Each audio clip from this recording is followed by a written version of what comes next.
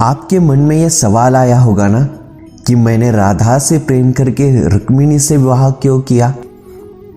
आपके मन में यह सवाल उठना उचित भी तो है, क्योंकि जब भी प्रेम की मिसाल दी जाती है तो मेरे और राधा के प्रेम का नाम सबसे ऊपर लिया जाता है। मेरे और राधा के प्रेम को जीवात्मा और परमात्मा का मिलन कहा जाता है। सदियों से पीढ़ी दर पीढ़ियां मेरी और राधा की प्रेम कहानियां पढ़ती चली आ रही है। यह सवाल खुद राधा ने भी मुझसे पूछा था, हे कृष्ण, तुम मुझसे विवाह क्यों नहीं करना चाहते? तो मैंने राधा को बताया कि कोई अपनी ही आत्मा से विवाह कैसे कर सकता है राधे। वैसे भी विवाह के लिए दो लोगों की आवश्यकता होती है और मेरा तुम्हारा अलग अलग अस्तित्व ही नहीं है, तो हम एक दूसरे से कैसे विवाह कर सकते हैं राधे?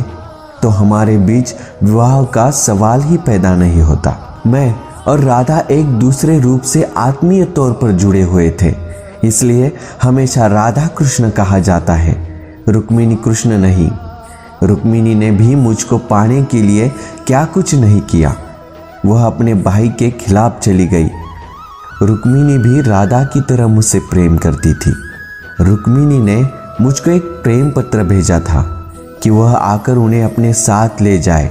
रुक्मिणी का प्रेम पत्र मेरे दिल को छू गया और मुझे रुक्मिणी का अनुरोध स्वीकार करना पड़ा। फिर रुक्मिणी मेरी पत्नी बन गई। वही दूसरी तरफ मुझे और राधा को विवाह की आवश्यकता ही नहीं थी। हमारे प्रेम को शादी का बंधन नहीं चाहिए था।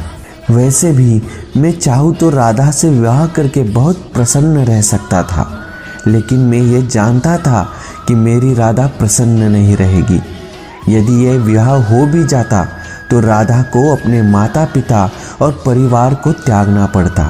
यह दुख उसको चुभता रहता कि उसके कारण मेरे माता पिता को कष्ट भोगने पड़ेंगे और राधा के इस पीड़ा से मुझे कैसे प्रसन्नता मिलती। आप जिनसे प्रेम करते हो उनकी भावनाएं नहीं, बल्कि आपका प्रेम भी जिनसे प्रेम करता है उनकी भी भावनाओं का ध्यान रखना भी हमारा कर्तव्य है। ये ज़रूरी भी तो नहीं ना कि आप जिसे प्रेम करते हो उससे विवाह हो। यही तो मेरे और राधा के रिश्ते की सबसे बड़ी खूबसूरती है। तो प्रेम से बोलो, राधे राधे।